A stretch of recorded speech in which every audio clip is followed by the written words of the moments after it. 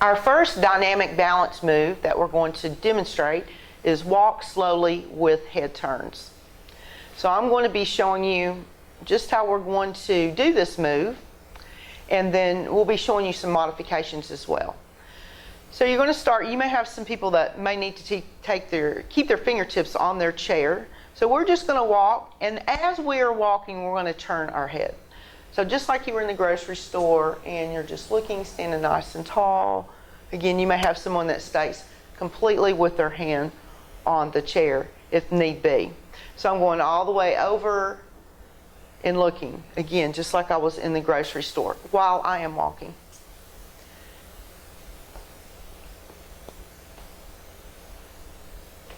So some modifications for that, Nikki will show, like walking. You may actually walk around the room if you're, depending on your space, that you may do that. And notice that she's turning her head as she is walking. So not when she's just stopped. So another progression would be, or a regression, she may do it seated. So if you have someone that maybe they're just having a very day that they feel a little bit more dizzy or a little more unstable. And so Nikki's just showing you a version there, much like you would be seated in a car and you are looking from side to side, scanning your traffic.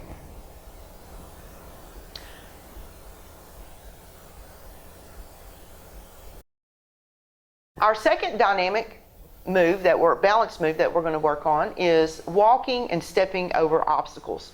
Now your participant that comes in, if you have one that's newer in class or whatever, they may need to keep their fingertips on the chair to do this to begin with. So we're going to work forward and backwards, and we're going to also work laterally.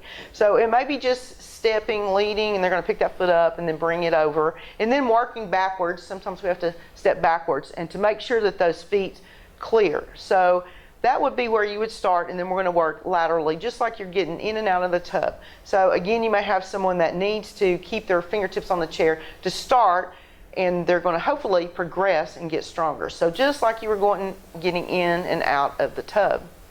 So that would progress on into where you may be walking around the room. Say you're in a child's room that has a lot of toys around, and you're going to just step up and over. So you have people, and you notice her hands are not on the chair, so she's working all around. Maybe they've got packages. They brought their groceries in, they've set them down on the floor, and they're working around the room. One caution on that is in working laterally is that you will oftentimes see people that do, I call this the step and drag. They'll step one foot over and then they drag this other foot, and they're not really conscious of that. So I would cue that and watch your people, watch their feet and see what their feet are doing, and give them that visual. If you were stepping into a tub, they step that one foot over, and then to make sure to sit and think about that, does my other leg lift over? If you have access to mirrors in a room, that's a really good thing to allow people to look into the mirror and be able to see what their feet are doing. They might also do that going forward, but more often I seem to see that moving laterally. Another thing that you might choose to do is that people usually have a preference on leading with their stronger or their weaker leg, is that you may have them try, I may have them lead with their right leg, and then I will switch that back and then let them make sure they lead with the left leg too, and just to watch and see what those feet are doing. Now Nikki is going to show you a version if someone is seated and going in there, and this is very important also because people get in and out of cars. So we do those up and overs all the time as we're seated. So Nikki, will you show just a version how that might look if you're seated? So just working, so you could work that on both sides. And that you may be seated somewhere, you're in church or you're somewhere and you're having to lift your feet up over something.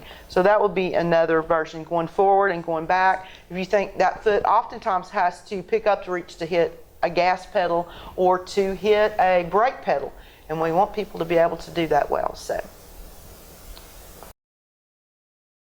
next dynamic balance exercise is a heel to toe walk, and so we're going to practice this one forwards and backwards. So again, you may have people that may start with their fingertips on the chair until they learn how they do and get stronger. And then our goal would be hopefully they could release their fingertips off the chair.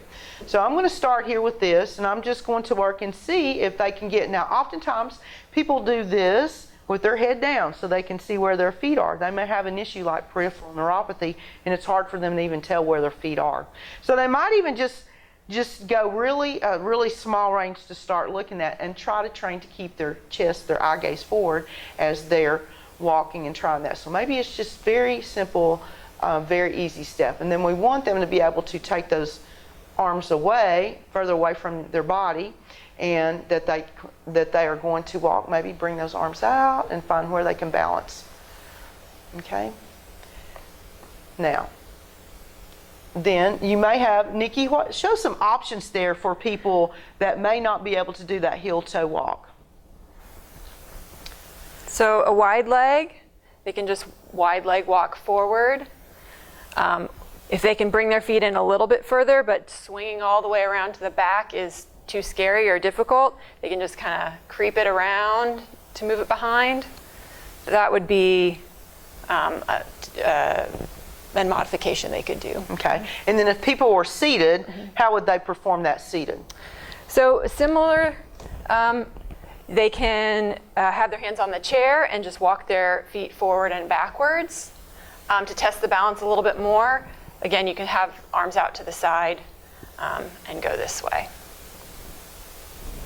Very good. And one other thing that you might watch when you watch people's feet is to watch, you will sometimes see people scissor their feet, and they may not be aware that they're scissoring. So you may see that they cross totally over.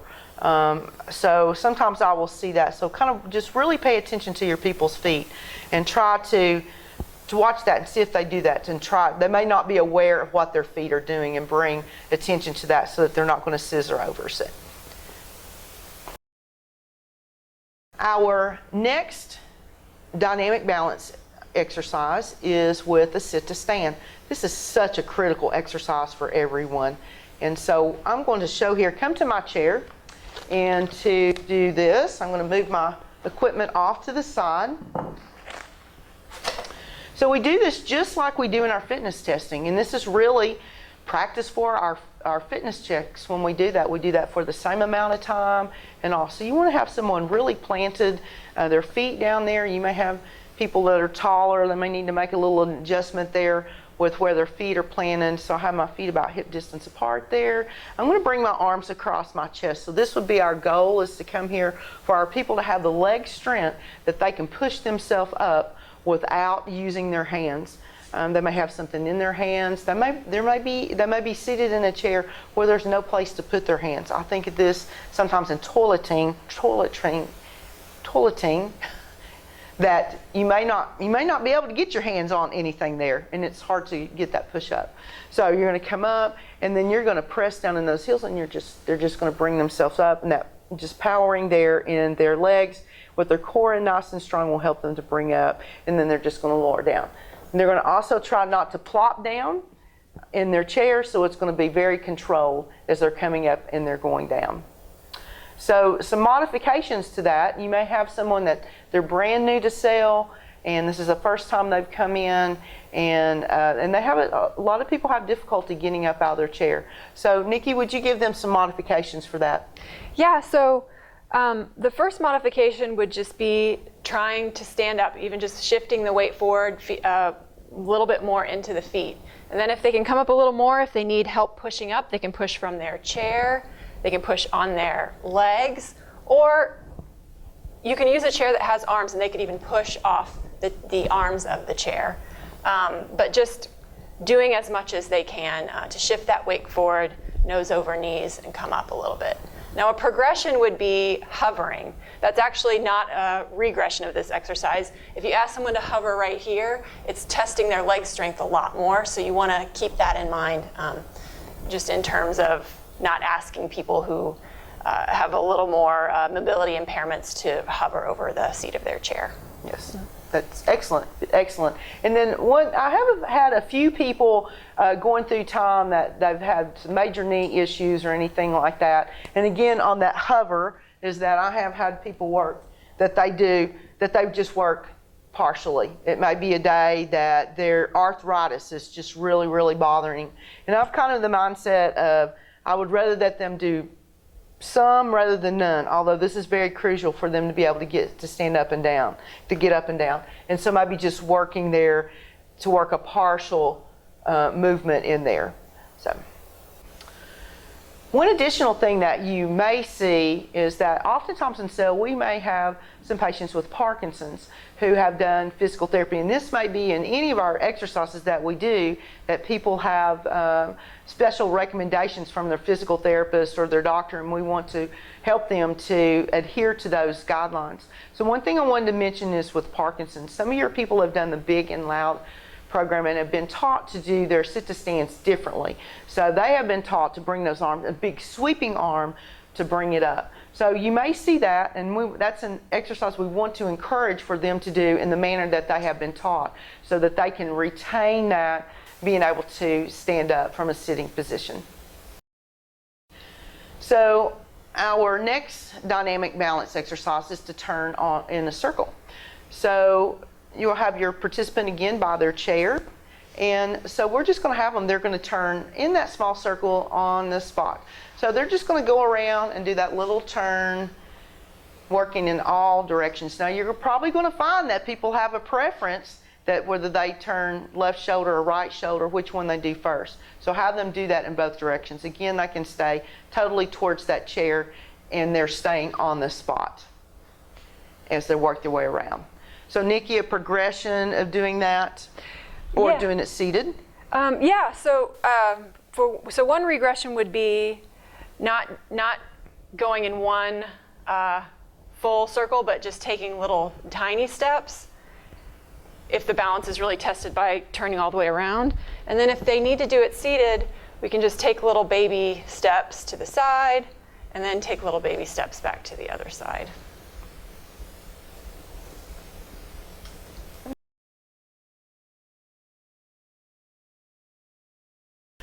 So our next move is with, and this is with our static balances, that we're going to do a clock sway. So we're going to work, and you try to have your participant bring their feet all the way together. Some of your participants may be due to orthopedic issues. They may have a hard time getting their feet together. So they may be slightly apart, or if the first time they've done it, they may need to just have a normal stance. But I'm going to bring my feet all the way together. Another option is to bring them totally back behind their chair, so both hands could come towards the chair if need be. So I'm going to bring my feet all the way together. I like to put my hands on my hips working this, and knees are very soft, and your hinge is going to come at your hips. So much like if people were going to look at some flowers in a flower bed, and then they're going to bring it right back up, working very slowly in this, and then a little tip to the side. So they may do this if they've got a little reach for something. You're going to bring it back up, and then we're going to go around the clock again, taking it back. So I like to have people activate the muscles in their glutes and in their back as they lift up from their chest, and they're just going like they're looking up the sky. You've got that little still from your hip, and they're going to look up. This may be one that people have difficulty with. It makes them pretty unsteady. Bring it right back up, stack back up, and then we're going to go back to the other direction. So then I could repeat that and just go back in the opposite direction. So I'm going forward. Again, the hinge is for up the hips. I'm trying not to round forward. All right, a little tip to the side. Bring it back up, a little tip back again. Watching your people, really cueing them to use those glutes as they go back.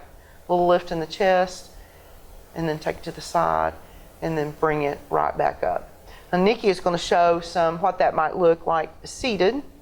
So when they do it seated, you just want them to try to clear that opposite hip off the chair as much as possible. And they might not be able to lift it all the way up, but that tests the balance that way. And then they could also work to come forward and then back as well, right, as they're working on that. So you would get all the way around. So each side and then forward and backward as you work that.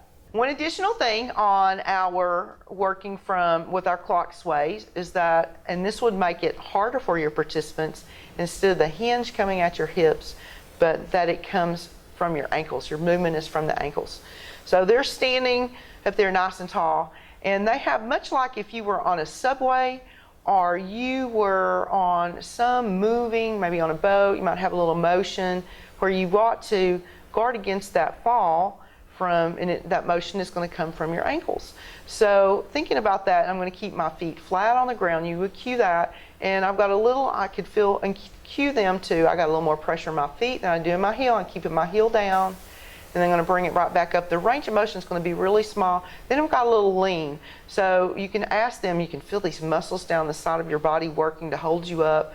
And I can feel that all the way down my body there. They could have their arms out if need be, but they have that little bit of a movement there, and that pressure in my right foot, bringing it back up. They're going to take it back a little, shift back again, keeping the toes down. It's going to be a really small range of motion, bringing it back up, and then a little tip to the side. So this would help them retain that balance if they were to get bumped somehow, and it would help them to work on that. And that would be a harder version of progression of that move.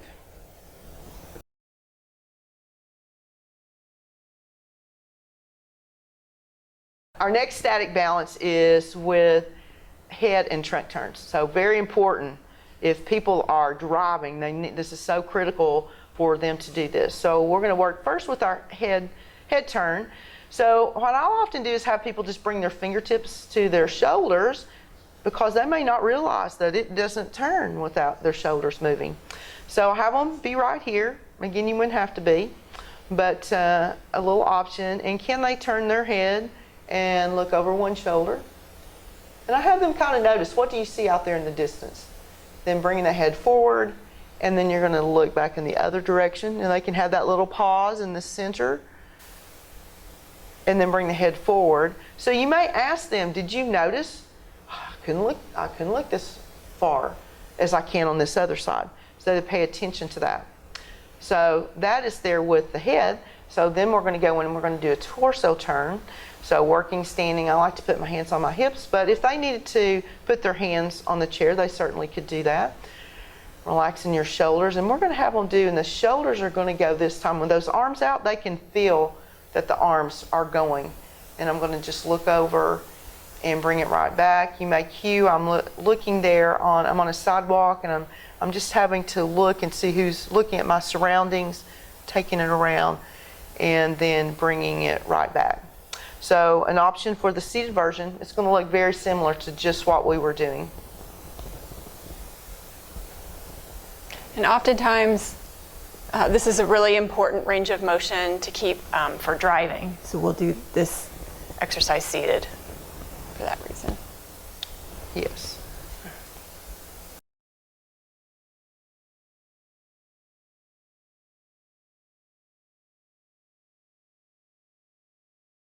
Our next static balance is a heel to toe stand. You may also see that referred to as a Romborg stand. So we're going to have your participant, they're going to do much like our heel toe walk, to bring one foot in. They may have to look, put a hand on the chair to kind of see where their feet are positioned, and bring one foot in front of the other. Now again, they may start with their fingertips on the chair, and they may extend the arms out. I like to have people notice, okay, where's your weight at? Is it in the back foot? Is it in the front foot? This is another option where you may look to see, is somebody crossing their feet? So you want to make sure that they're not crossing. That would make them more unstable, and that might cause a fall. So we're going to work with one foot in front of the other, and we're just going to work and hold that, having them keeping their eye gaze forward. Again, that tendency is going to be like this. So we're going to bring them up, and then you would practice that with each foot forward. Then bring it down, and then if you're seated, same thing, one foot in front of the other, and they can either just sit up nice and tall here, or put their arms out to the side to test their balance. And then Nikki, if you had a patient or a participant that was not just standing and they were not totally able to get heel and toe, what would be some options for that person? So the easiest way to stand, not easiest for some people, but that tests the balance the least, would be feet hipped width apart, and they could just stand here and test their balance this way. The next progression would be feet together, And then the next one after that would be 1 foot slightly in front of the other, but still offset. And then finally, the hardest, which is what Terry showed, is 1 foot in front of the other.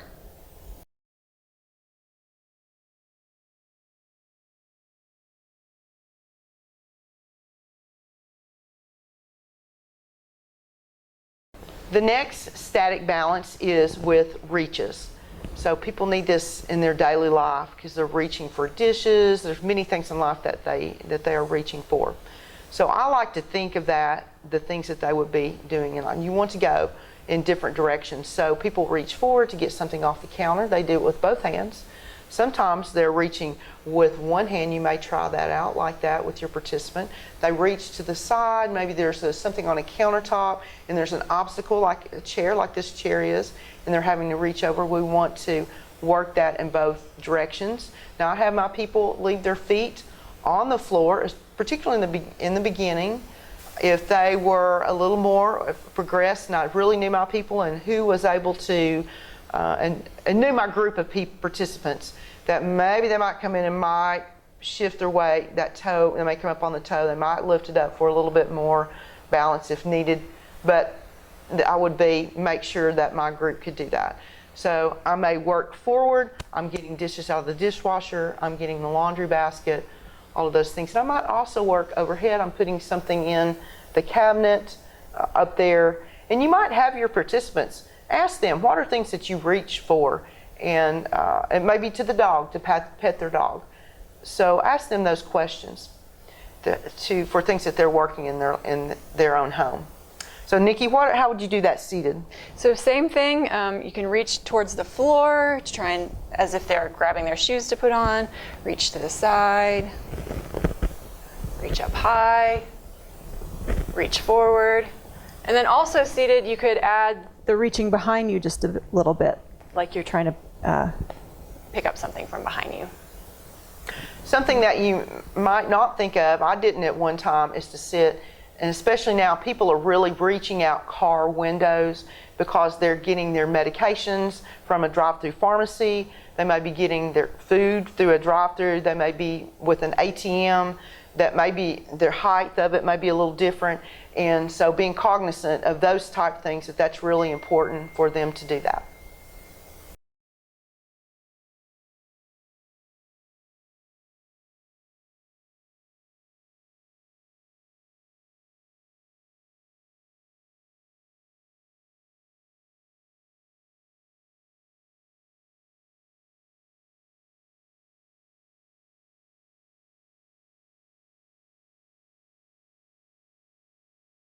So our next static balance is to do a single leg raise, so our single leg balance, that you may hear that. So you can have them, we'll do this on both feet. So again, you may start here. If you have somebody really unsteady, they may need to come totally in behind the chair so both hands can help them to balance. Or you may have someone that's able to come to the side, or ideally that they will be and they won't have to use their hands at all. So they're just going to lift one foot up. I really am not. You want to try to have them not. Sometimes you'll see where people are trying to put those legs together. So try to have them work with the legs apart. Again, the fingertips can be on the chair. You may have someone that when they first start doing this, they may have some type of orthopedic issue, and they're really having to work really hard here. They may come here. They may loosen their grip. They may play the piano. They may come to chopsticks, and maybe one finger. They may be balancing out here. Their core is in nice and tight, and you're having them keep their eye gaze straight ahead. And then again, you would want to do this on both legs. So Nikki, would you show what that might look seated? Yeah, so you could just have them shift their weight into the balancing leg and then lift their foot up just a little bit. They can bring the foot back and just keep the toe on the floor, or would be a little bit more difficult would be extending that leg out in front and balancing that way.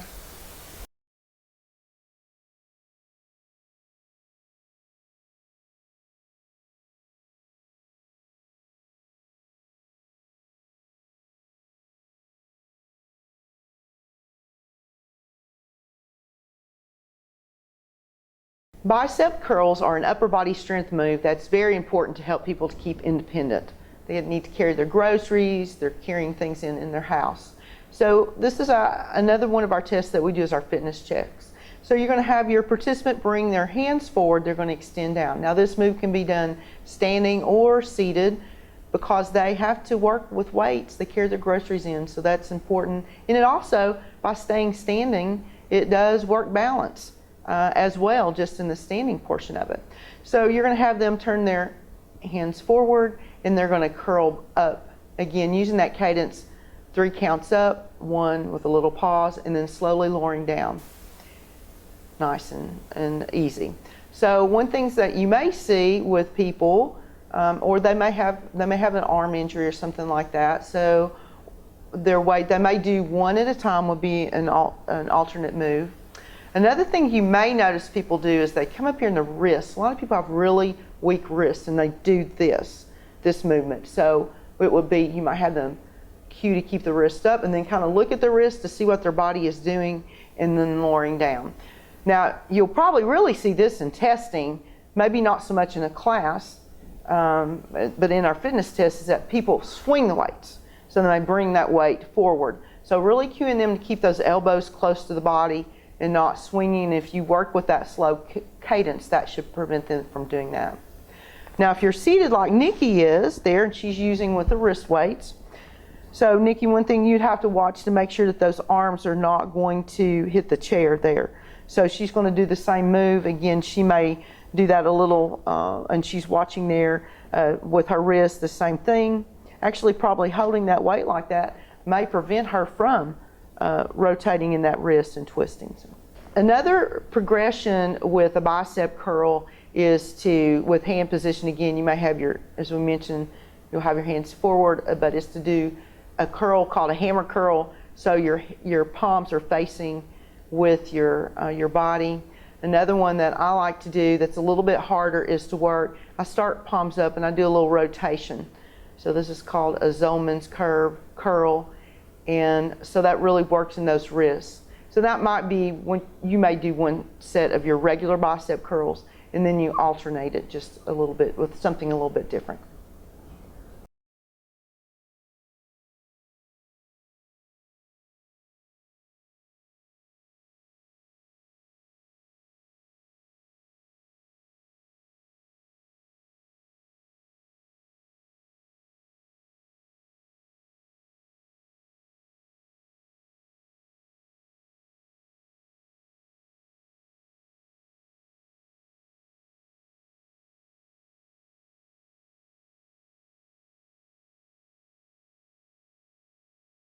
Our next strength move is with a tricep extension. So one move here, and I think I'm going to actually ask Nikki to turn to the side so you can see this a little bit, because there's some things I want to point out on this. So you're going to see she's going to start out nice and tall. She's going to do just a little slight hinge forward. She's going to bring, let's do one arm at a time. So she's going to bring that elbow back and she's going to lower her shoulder there so she's not pulling up in the shoulder. So you're going to pull back, and then she's going to extend that arm back, and then it's going to go back to about her hip. So bring your arm back down, Nikki. So you're bending the elbow there. The movement is, the bend is at the elbow. So she's just working back there. Let's do one more there. Extending it back, and then she's going to bring her hand towards her hip, keeping the elbow in the same location. So standing or seated, the same thing. And again, she's showing you could do one at a time. I'm going to do, my knees are soft. I'm going to do that little hinge with my hips. I'm going to take my hips back. I'm going to bring my hands to my hips. This is actually works in your core because I had the little hinge forward. I'm going to bring it up. I'm going to pull my shoulders down. And then I'm just going to slowly, again, working back with that same cadence. We're going to take it up for 3 counts, a little pause, and then you're going to bring it down, controlling your weights, and then bring it back up.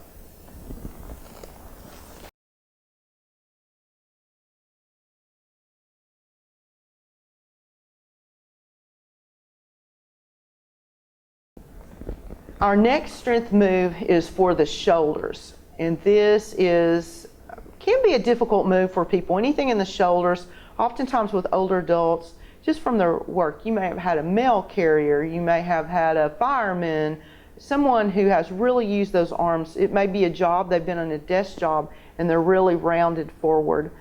And so sometimes these moves are a little difficult for people. So our first one we're going to do is we're going to work an arm raise to a side. You may also hear that as a lateral move to a lateral lift. And so their elbows are going to be soft, their hands are going to start at the side. Standing in good posture, so whatever that seated or standing, be sure to cue that posture, that their abdominal muscles are braced, and they're going to lift that weight up to the side, elbows are soft, and then bringing it down. Now this is working with a long lever, so a little shortened lever makes that a little bit easier, so you may have a little more bend in the arm, like this. Or they might even totally bend in the elbow and to bring it up and lift the elbows up. So depending on their shoulder flexibility. Now our move seated would look exactly the same way. Pointing out again that Nikki's in great posture here and she is working. Now she may have to have a little, I call it a little sweet spot. If her shoulders are, she may need to bring her shoulders slightly more forward to work for her shoulder, but she's still working that. And again, she may work with that shortened lever. Now you'll see she just did a position change with her hands. So the first one, her palm was down, and then she's done a little position change with her palm facing forward. So you would have like a thumb up there to work, and that may be another adaptation to that move. And one more move with that, it would be also to do, you could do one arm at a time. Cautioning people, sometimes you'll see people, if they're doing one arm at a time, they kind of do a swing up. And so again, making that really slow and controlled movement.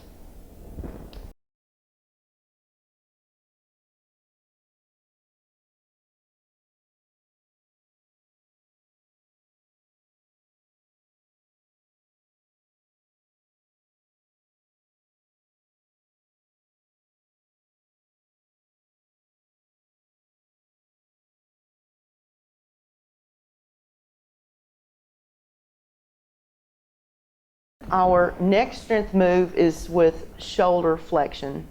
So you'll see that people will do this in daily life. They're reaching, they're picking something like picking the garbage up and they're going to put it in a can. And they may be picking a child up, or many things that we reach in life. So standing in really good posture. So, or even if you're seated the same, you're going to do the same thing.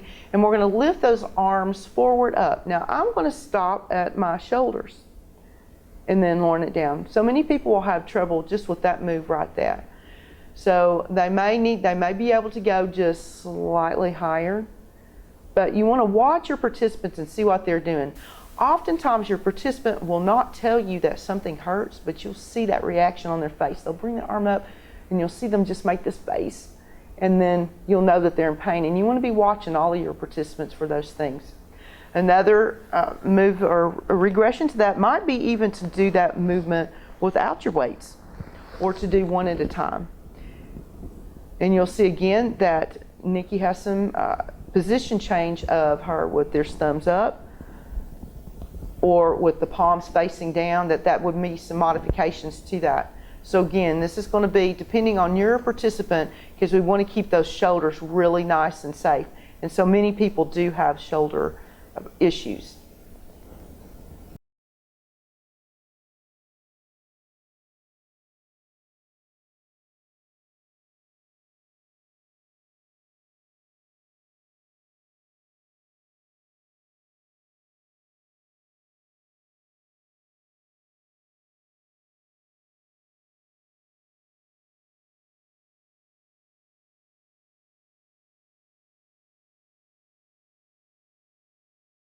Our next strength move is with an overhead press. So you see this with overhead press, shoulder press. I'm going to start here with goalpost arms. So my shoulders are actually just a little bit, I'm a little bit forward here. I'm not totally pulling all the way back to cause stress on those shoulders. So I'm going to start right here, and I'm going to slowly extend those arms up. That little pause again, and then controlling the weight. Gravity's going to want to pull them down. So I like to cue, can you come right back to your goal post instead of letting your arms just all the way drop down. This kind of a rest when they bring them all the way down.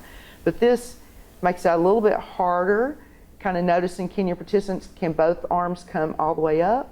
Just watch how that they move. So some modifications for this. Nikki will show you, doing one at a time. And she's doing it without being weighted. So this is important just for some range of motion. You may be reaching up to change a light bulb. There may be something that you're having to reach up or put something in a closet. So again, another very important move.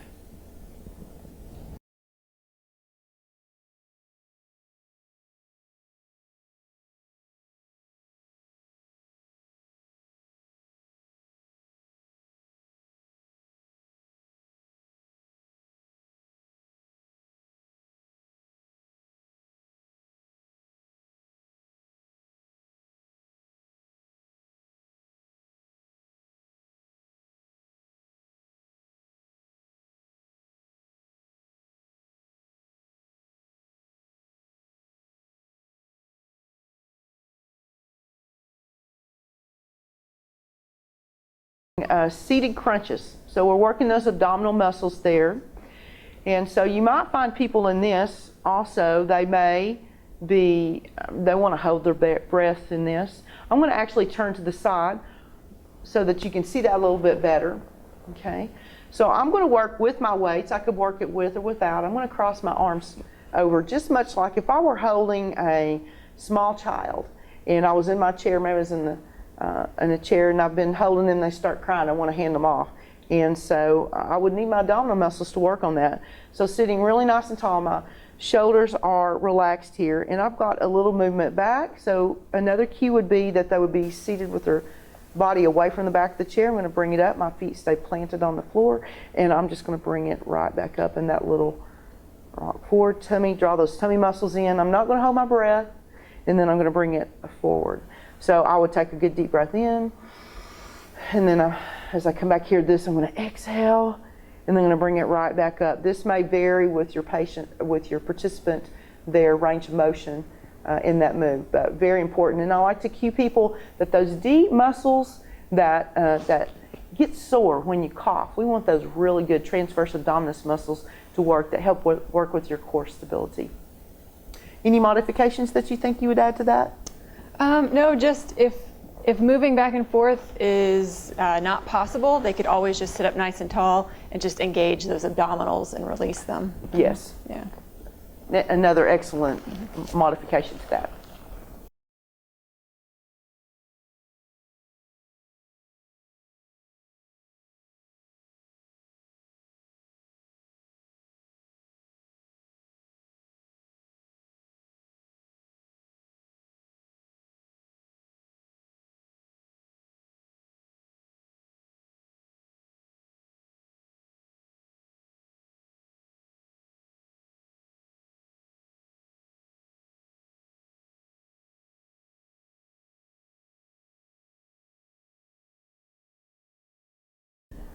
For our lower body exercises, our first one is knee flexion. So an easy way to remember when you think of see the word flexion is to think bending. And with extension, that we're extending something out, we're lengthening in our muscles. So with flexion, we're shortening, and with that, just scratch that right there. But that was good. Yeah, that was good. Yeah, It was good. You just okay, I'll go back in, I'll do that. For our lower body exercises, we're going to begin with a knee flexion. So an easy way to remember, if flexion, extension, of those things, sometimes those words sometimes seem a little bit confusing. So think about with flexion, something is bending. So when you have flexion, knee flexion, your knee is bending. So you may see that also identified as a hamstring curl. If you participate in exercise, you may have seen that. So working or standing. Now you may have people that are going to need to put their hands on their chair because we want them to work that muscle. And this isn't necessarily about balance. It's about building that strength. So I'm going to turn to the side here just a bit. Now notice that I have my ankle weights on. So that's very important, especially with our lower body. We want to have that challenge of adding on. With most of your weights, you can slowly add on. So with these, you can do half-pound increments. So you can really progress sometimes people are a little apprehensive about these ankle weights. So you can have them just start very small and build up with that. Of course, unless they've had some type of injury or something they've been directed by their physician or physical therapist to modify that. So I'm going to have my really good posture here, and I'm going to just bring that heel up towards my bottom, again marking that cadence of 3 counts up, the little pause, and then lowering it down. So I will just work that. So again, the heel. Sometimes you see people that it's hard for them to bring that up. They're actually doing hip flexion here. They're coming here thinking they're doing that. So if you have people kind of close to their chair, it makes it harder to bring that knee forward. And think about just the heel coming straight up. And I like also to cue people to think about what muscle is working. Can you feel that muscle working there in the knee flexion? So you should feel that hamstring and identifying that for them. So if you are seated, we're going to work that. Nikki will show the seated version. Yep, so they're going to feel it in the back of their leg. They can just drag 1 foot back. They should feel the muscle engage in the back of their leg. Pull it back just to the extent that's comfortable to them, and then slide it back forward. So another addition thing to that, you sometimes will have people with knees injuries, maybe they had a surgery or something that it's kind of hard for them to pull that leg back. So they might even start with that leg, the starting point's out there a little bit further if they have less of a range of motion there in that knee and they're still working in that muscle.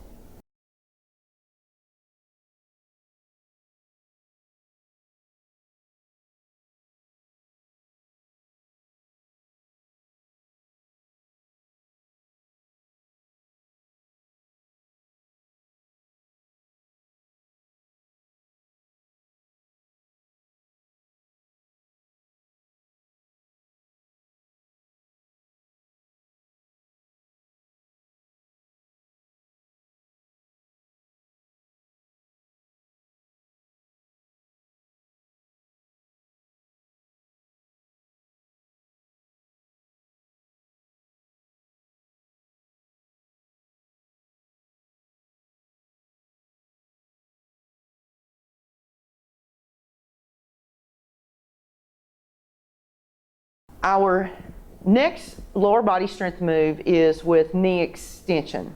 So remember, for the flexion and extension, so your extension, that leg is going to extend out.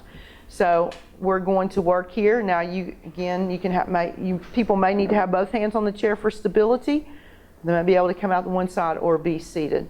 Now I'm going to bring that leg up. So this one's a little challenging for people to do this. I like to put my hand on my quadricep here, and I'm just going to extend, knee extension, so that lower leg is extending out. Now this is a huge balance move right here, and they're really working really hard in those hips to stay up. So you may have someone come here, extend it out, and then they're just going to set it down.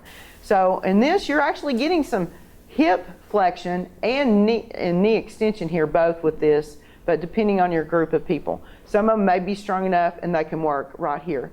One move that you want to make sure they don't is that they kick that knee.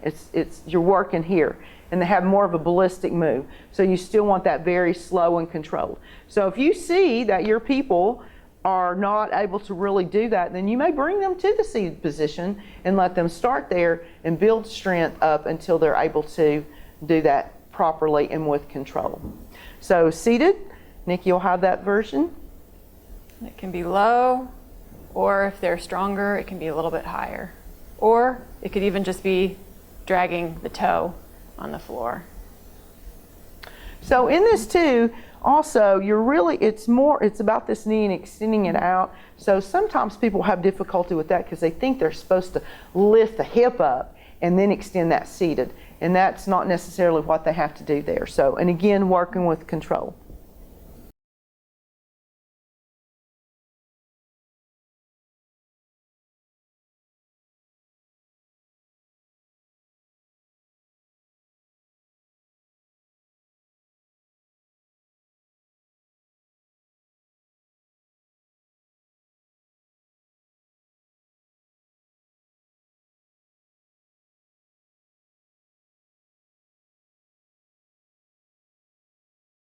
Our next move is with hip flexion. So people need this for their walking gait, it's very important. So you're going to work here again, flexion, bending. So there's a bend here at this hip. So you're going to, or your participants, you're going to be cueing them. And I suggest that you do these in front of the mirror yourself.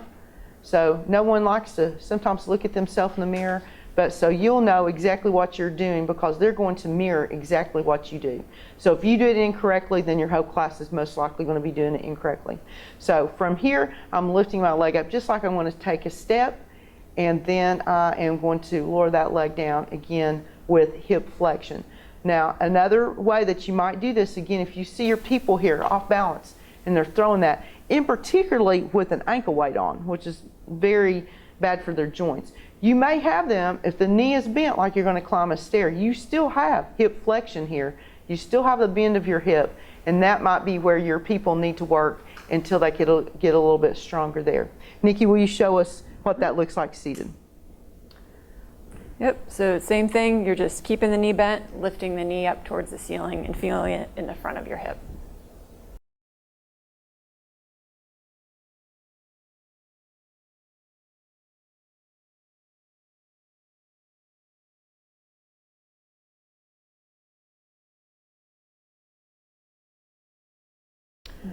Our next strength move is with hip extension. So we were working on the bend in our hip flexion, so now we're going to extend that leg back.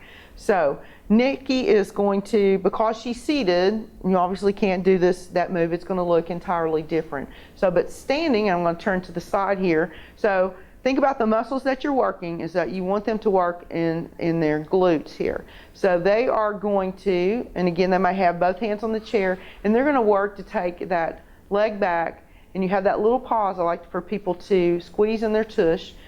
You may have someone that they may have to tap their toe down. They should not be feeling this in their back. Sometimes people will try to really get that leg up and they'll overarch and they'll feel it in their back. That's not what you're wanting, no pain. So they're just taking that leg back and squeezing in those glutes.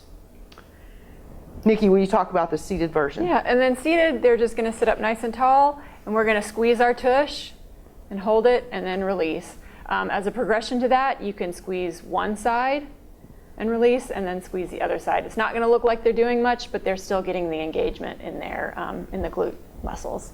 And another alternative, it makes it harder to do one leg, just down that one leg. If you have a group that may be new, it may be alternating, would take pressure off and would make that would be a little easier movement for them as going from side to side.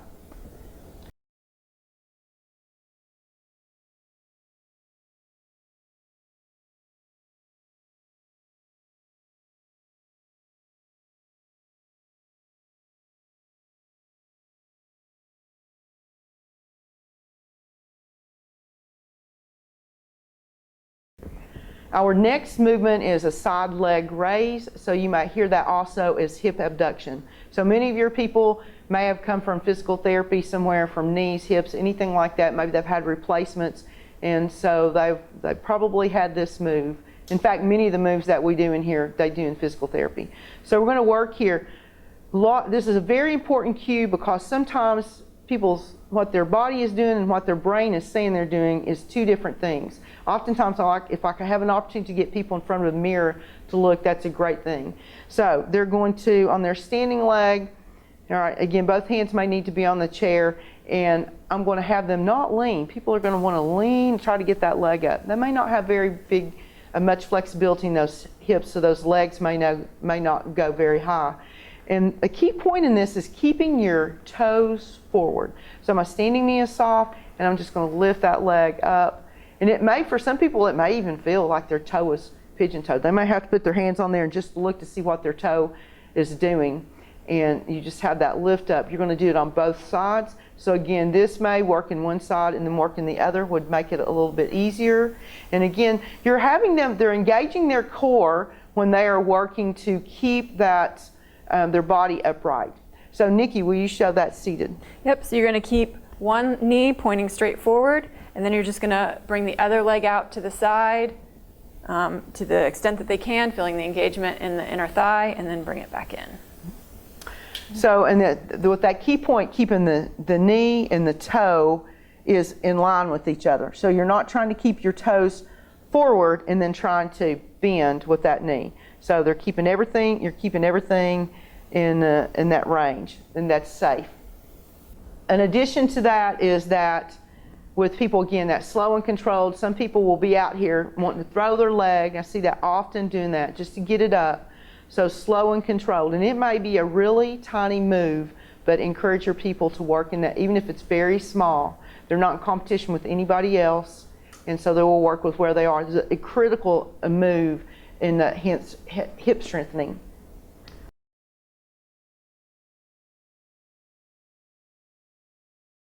Our next move is with a toe stand. So you'll see that in our legs. You may also see that as plantar flexion. So toes, you're planting your toes in the sand, as I mentioned during class. I want to show this from the side. You're going to be working here, feet about hip distance apart, and you're going to just lift up on their toes, lifting those heels up, and then slowly lowering down. Probably most likely what you're going to see is people's here and they want to plunk down.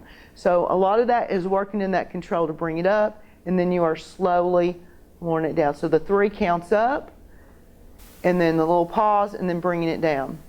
Now Nikki is going to show you the seated. It looks exactly the same as you are seated. One thing that you may see is that people that have some really terrible arthritis in their feet, and they need to do that a little slowly, or they need to come to a seated position so it's more offloaded as they work that. But they still need, that's a really important move to help and just keep those calves strengthened.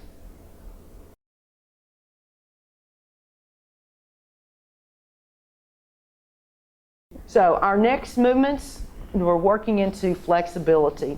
So we're going to work here first around there, and the head will we'll work from the top of our body down to our feet.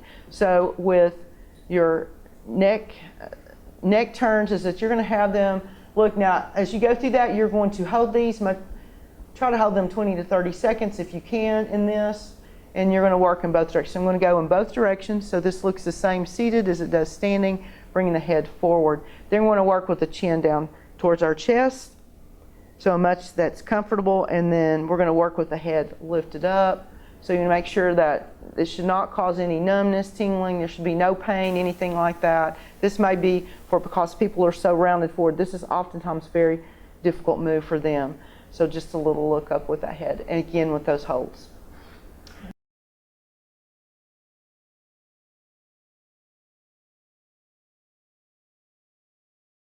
Shoulder and our arm circles.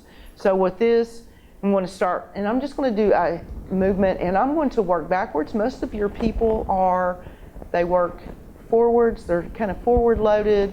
So I'm going to, you'll see in your arthritis programs that they usually recommend to work backwards in this instead of working forward. Then I'm going to progress on and add my arms. I like to do one arm at a time. I think you get a little range of motion depending on your people in their shoulders, just kind of watching it maybe a little smaller. They may be able to bring it up a little bit higher as they go on and working in those shoulders.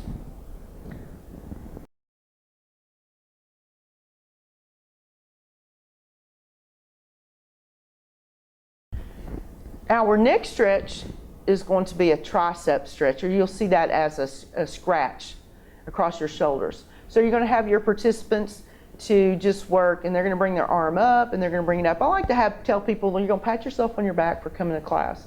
So because of those shoulder issues that sometimes people have, I'm going to have them just slowly raise the arm up. Can they bring the elbow up toward the ceiling, not causing any pain there? So making sure that they keep their eye gaze straight ahead, so pulling on their neck to cause any tension on the neck.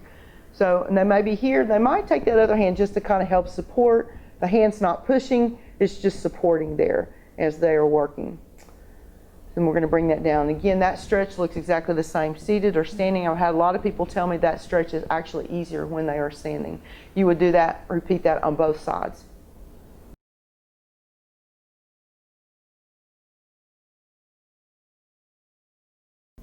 For our next stretch, we are going to work and do some scapular retraction. So we're going to work in, and I like to have people to come in, and you've got some W arms here. We're going to start here. So again, looking straight ahead, and we're going to work to begin, because people have shoulder issues, I like to have them work here. So they're pulling those elbows back a bit, and then we're going to have them, they're going to feel those shoulder blades and back. They're going to feel the feel them try to come together, and can they lift those fingertips back behind their head, but keep their head still. So they're not going to reposition the head or pull on the head. And can they get that? Could their fingers touch? They're not pulling on their head, just like they're laying in the grass. They're going to have really good stretch in there. They'll feel that in their chest right there as they're working, and then they're just going to release it in that little hold there. So if that's hard, again, the regression is that it may be right here. This is where they work. They're going to get a really good chest stretch in this, and then they work the hands up.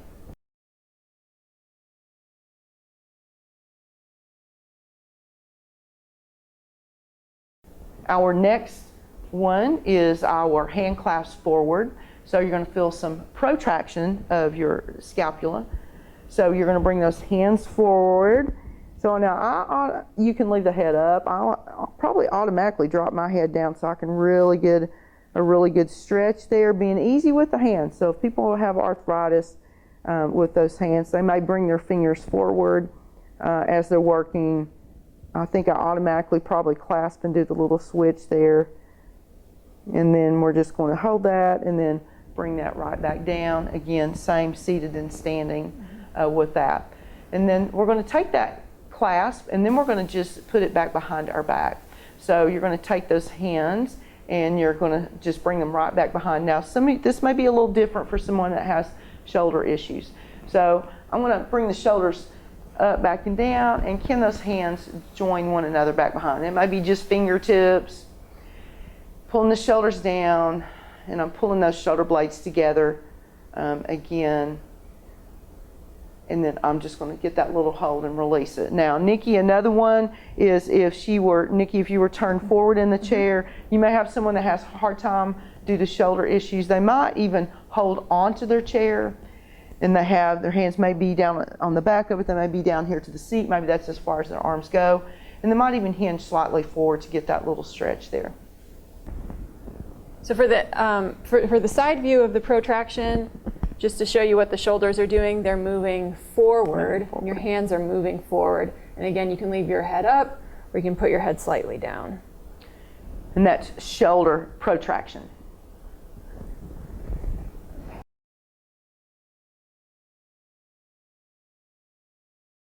So our next move is with our prayer position of our hands, and this is for the wrists. So you're just going to bring those hands together, lowering the shoulders, and your hands are just pressed together. Then being mindful of your people with arthritis, that they're not causing any pain in those joints. I like to lift the elbows up a little bit, but keeping the shoulders pulled down and working that. Same seated or standing. Our next flexibility exercise is to work on fists and flings. So you're going to have your participants just grab their fist, and then they're just going to extend in those arms. So they're just going, or in their fingers. So they're just going to go back and forth, really closing in, much like they'd be holding silverware, and then they're going to stretch those fingers out. Our lower body stretches include our quadriceps. So the first one we're going to do is a standing. So you may have seen this in different, grabbing that foot, but we're going to suggest you do not do that with our cell class based on our participants that we have within cell. So standing, you're going to be turned to the side. Looks much like a hamstring curl, and you're just bringing that foot up. Now, since this is not about balance, this is about flexibility, so it is okay for them to have those hands on the chair so that they can get into a better stretch there. So they should feel that. Always cue where you should feel it at. So they should feel that in the front of their thigh. They may even feel that up into their hip flexors. If they are seated, Nikki's going to give us a side view, and I prefer that they turn to the side so they have the back of their chair so that they can hold on to it for stability, as opposed to just setting towards the front of the chair. I think they'll have more stability like that. You'll see she's lined up there in that from her shoulder down to her knee, and getting that good stretch there.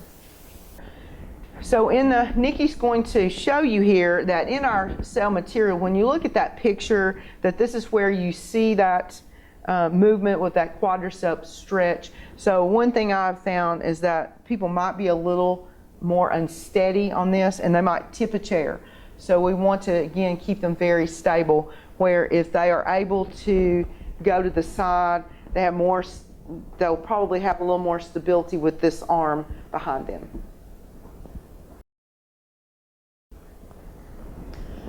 Our next stretch is with a hamstring stretch.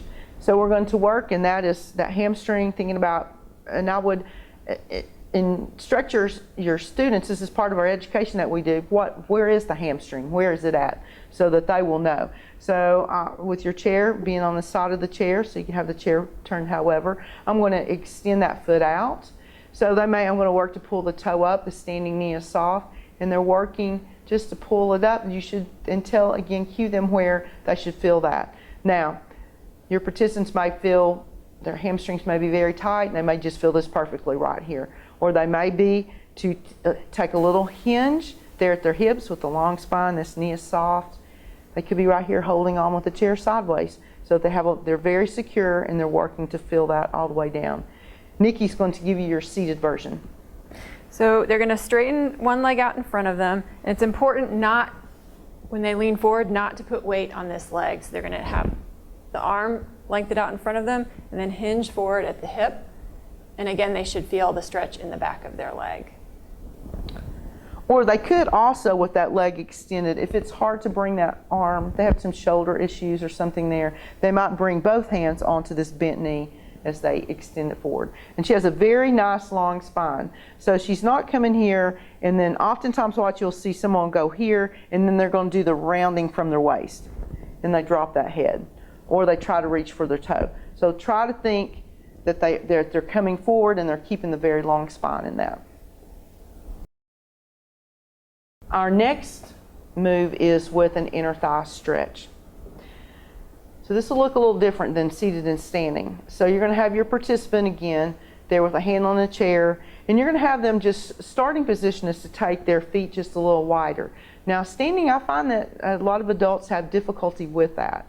So I'm going to have them hinge a little bit with their hips back, so they're pushing their glutes back a little bit, and they're going to just do a little smooth move to one side. One knee is bent and one leg is straight, still keeping their muscles engaged there so they can get that, and cue that for them to feel that in that inner thigh there. So again, stability might be an issue, so you can having them back behind, having them hold both hands on the chair may help. And then when they switch to the other side, they can just move very easily, keeping that little hinge in their hip. Now Nikki is going to show you what that will look like standing, or seated, I'm sorry. Yep, so just like the strengthening exercise, you're going to leave one knee pointing directly forward, move the other knee to the side, and they should feel that stretch in their inner thigh. Again, not letting the knee tip forward, but keeping it in line with the toe. You could even have them tip a little bit towards that leg just to get a little bit more of a stretch on the inner thigh.